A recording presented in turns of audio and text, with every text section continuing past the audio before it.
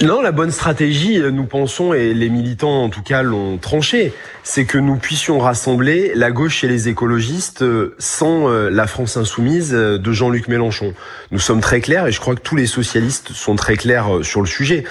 Dans un paysage politique fragmenté, avec une extrême droite entre 35 et 40%, avec un bloc central qui est en train de s'écrouler et qui est profondément divisé, et avec une droite qui se cherche, seule la gauche rassemblée peut gagner.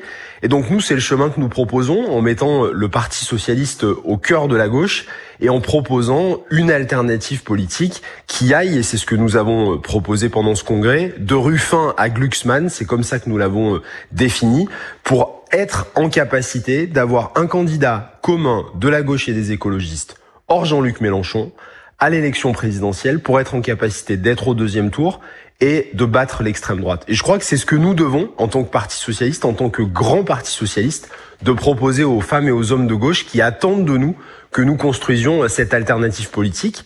Et c'est ce que nous voulons aussi faire pour les élections municipales qui arriveront dans quelques mois. Et alors Pierre Jouvet, Olivier Faure, il se positionne comment justement à l'occasion de cette élection présidentielle? Parce que ça va être compliqué, mine de rien, de faire un choix. Vous avez évoqué Raphaël Glucksmann, on imagine que peut-être Bernard Cazeneuve, François Hollande sont peut-être également en embuscade. Là encore, il va falloir resserrer tout ça, s'unir. Oui, il va falloir resserrer, il va falloir évidemment s'unir. Il va d'abord aussi falloir travailler collectivement à un projet commun. Parce que ce que nous devons d'abord et avant tout offrir aux Français, c'est une alternative sur le fond. Qu'est-ce que nous leur proposons pour réconcilier ce pays qui est profondément fracturé, qui est divisé, qui voit les inégalités de plus en plus grandes, qui voit les services publics s'affaiblir, qui voit aujourd'hui des menaces chaque jour sur l'écologie, qui doit amener finalement un tournant politique dans la façon que nous aurons de gérer aussi par exemple nos collectivités, puisqu'on parlait des élections municipales.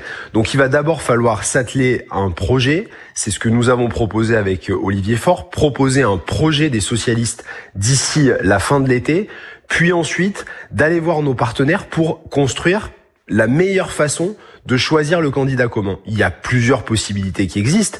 Il y a par exemple la possibilité de primaire dans les mois ou les années qui viennent pour choisir ce candidat. Il peut y avoir des possibilités de discussion, de consensus.